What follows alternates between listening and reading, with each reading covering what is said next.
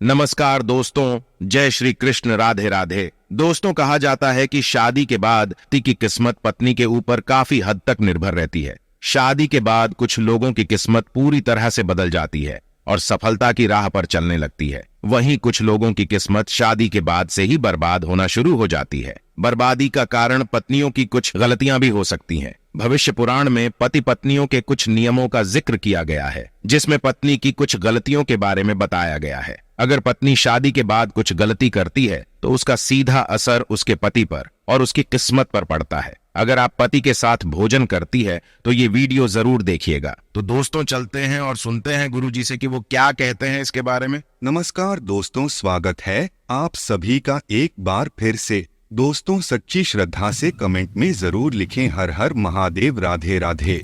दोस्तों, आपने ये कहावत सुनी होगी कि हर सफल इंसान के पीछे एक औरत का हाथ होता है।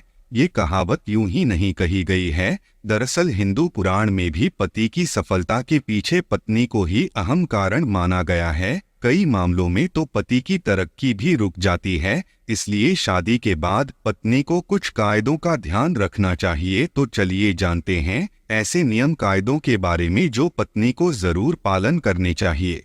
लेकिन उससे पहले आपसे रिक्वेस्ट है कि अगर आपने हमारे चैनल को अभी तक सब्सक्राइब नहीं किया तो जल्दी से सब्सक्राइब कर लीजिए। दोस्तों, पत्नी की ये 5 गलतियां पति को बर्बाद कर सकती है। पहली गलती, सुबह देर से उठना।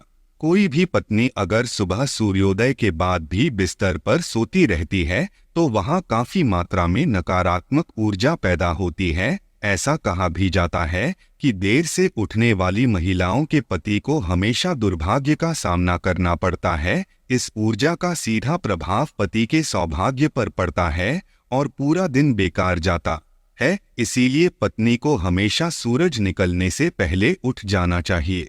दूसरी गलती, साफ सफाई ना रखना। जो महिलाएं अपने घर की साफ सफाई नहीं करती तथा जिनके कमरे से बदबू आती है, वहां दरिद्रता को आने में देर नहीं लगती। यथार्थ पति की कमाई पर भी असर होने लगता। माना जाता है जो महिला गंदगी रखती है उसके पति का खर्च ज्यादा होता है। इसलिए पत्नी को घर और कमरे की हमेशा साफ सफाई करनी ही चाहिए। तीसरी गलती, पत्नी का रोज नहीं नहाना। जो भी पत्नी या महिला रोज नहीं नहाती हैं, यह अपने आप को साफ नहीं रखती है। वो महिला नेगेटिव एनर्जी हुई रहती है और इसके इर्द गिर्द नेगेटिव और ऊर्जाओं का भी आभास होता है। दोस्तों, ऐसे में पति आलसी हो जाता है और उसे काम में या किसी भी चीज में मन ही नहीं लगता। चौथी गलती, पत्नी का लड़ना और कटु वचन बोलना। अगर महिला अपने पति से हर बात पर लड़ती है या झगड़ती है तो पति का माइंड डाइवर्ट हो जाता है, जिसका असर उसके काम और व्यवहार पर भी दिखता है। पांचवी गलती, खाने में भेदभाव करना।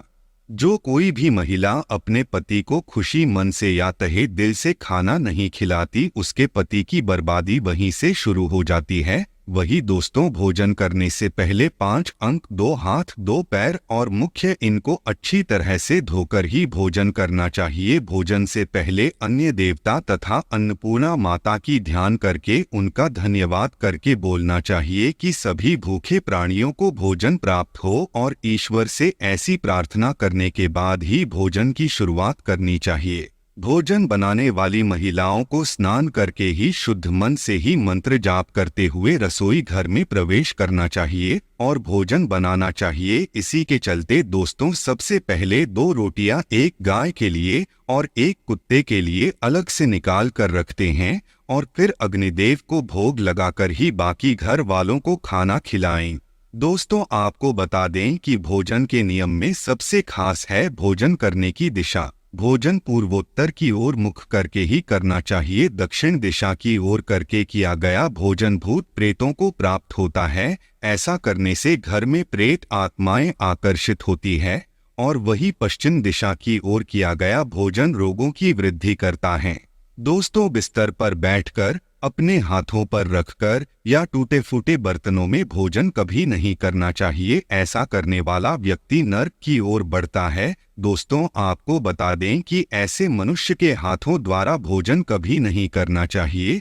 कंजूस के द्वारा वैश्य के हाथ का शराब बेचने वाले का दिया हुआ भोजन और व्यास का धंधा करने वाले व्यक्ति का भोजन कतई नहीं करना चाहिए, इससे व्यक्ति को नरक की यातना भुगतनी पड़ती है। भीष्म पितामह कहते हैं कि भोजन के दौरान थाली में अगर बाल या कंकर आ जाए तो उसे वहीं पर छोड़ देना चाहिए। बाहर लाने के बाद भी खाया जाने वाला भोजन दरिद्रता का सामना करने पर मजबूर कर देता है। थाली को अगर कोई व्यक्ति लांघ जाए या ठोकर लग जाए तो ऐसा भोजन दूषित हो जाता है, इसे ग्रहण नहीं करना चाहिए। दोस्तों, भीष्म पितामह ने अर्जुन को बताया कि एक थाली में जब भाई भाई भोजन करें तो वो अमृत के समान हो जाता है। ऐसे भोजन में धन धान्य, स्वास्थ्य और लक्ष्मी की नदी होती है। ऐसे भाई को नरक नहीं जाना पड़ता, स्वर्ग की प्राप्ति होती है। और वही भीष्म पितामह के अनुसार पति पत्नी को एक थाली में भोजन करने को निषेध माना गया है। भीष्म पितामह के अनुसार एक ही थाली में पति पत्नी भोजन अगर करते हैं तो ऐसी थाली को मादक पदार्थों से भरी हुई थाली माना गया है। पत्नी को पति के भोजन करने के उपरांत ही भोजन करना चाहिए, जिससे घर में सुख समृद्धि बढ़ती है और 7 जन्मों तक का साथ मिल जाता है। वही पतियों के लिए भी जरूरी है कि वो घर की लक्ष्मी यानी अपनी घर की औरतों का सम्मान करें, उन्हें हमेशा खुश रखें। जो व्यक्ति घर की औरतों का सम्मान नहीं करता, उनके साथ मारपीट करता है, तो ऐसी गलतियों के कारण दुर्भाग्य हमेशा आपके पत्नी या फिर पति के पीछे ही रहेगा, जिसके कारण दोस्तों भाग्य कभी भी आपके हित में नहीं रहेगा।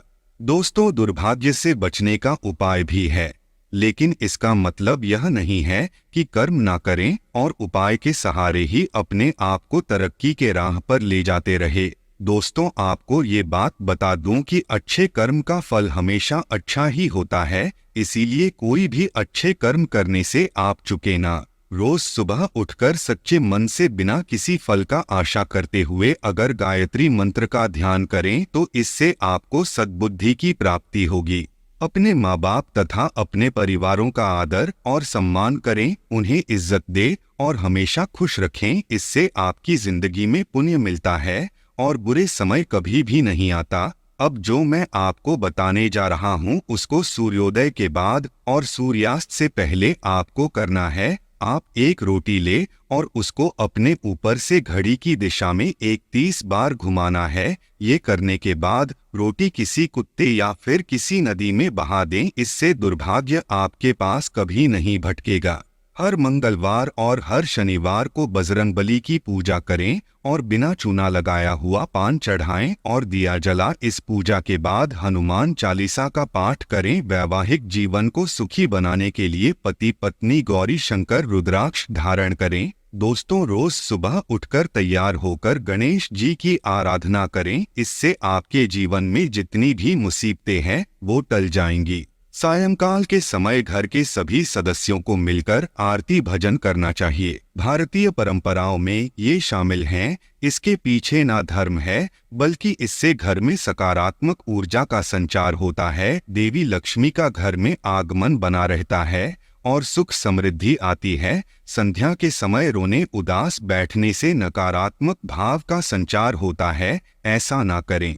दोस्तों, ऐसा ना सिर्फ हिंदू धर्म में लिखा हुआ है बल्कि अन्य धर्मों में भी कहा गया है। इसी के साथ ही दोस्तों, आमतौर पर बहुत सी महिलाएं से बहुत सी गलतियां होती हैं। इस बात का जरूर ध्यान रखें कि जब भी घर में पति खाना खाने के लिए बैठे तब आपको सुंदर और सुशील और अच्छे व्यवहारों के साथ आपको पति को खाना खिलाना चाहिए। लेकिन अक्सर महिलाएं क्या गलती करती हैं कि जब भी पति खाना खाने बैठते हैं तब बहुत से घरों में पत्नियां विशेष रूप से उन्हें नई नई बातें बताती हैं और कई बार तो कड़वे वचन भी खाना खाते समय बोल देती है।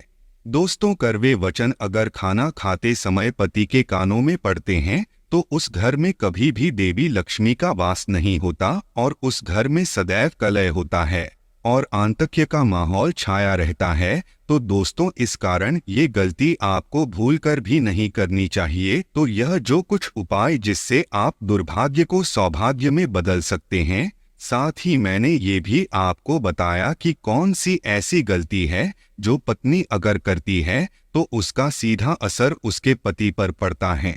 दोस्तों उसके पति का दुर्भाग्य आ ही जाता है और वे कभी भी अपने वे मुकाम को नहीं पा सकता जो वो पाना चाहता है। अपनी जिंदगी में वो रिश्तेदारों में सबसे पीछे रह जाएगा, उसे सफलता नहीं मिलेगी। तो दोस्तों अगर आप भी उन महिलाओं में से एक है जो चाहती है कि उनके पति तरक्की करें, उनके घर में सकारात्मकता का संचार हो, धन का आगमन हो, उनके पति को हर वो मुकाम हासिल हो जो वो पाना चाहते हैं, तो आप इन गलतियों को करने से बचें। कभी भी एक ही थाली में पति पत्नी भोजन ना करें, इससे आपको पता ही है कि आपके घर में नकारात्मक ऊर्जा का संचार होगा, घर में दरिद्रता आएगी। इसी के साथ ही अगर आप ये चाहते हैं कि ऐसा ना हो तो ऐसी गलतियां भूल कर भी ना करें। तो दोस्तों आज की वीडियो में बस इतना ही ज्ञान। अगर वीडियो आपको थोड़ी सी भी ज्ञानवर्धक लगी तो वीडियो को लाइक कीजिए, शेयर कीजिए, साथ ही हमारे चैनल को सब्सक्राइब कीजिए ताकि वीडियो की अपडेट आपको मिलती रहे। साथ ही कमेंट सेक्शन में जय माता दी लिखना ना भूले। आपका बहुत बहुत धन्यवाद।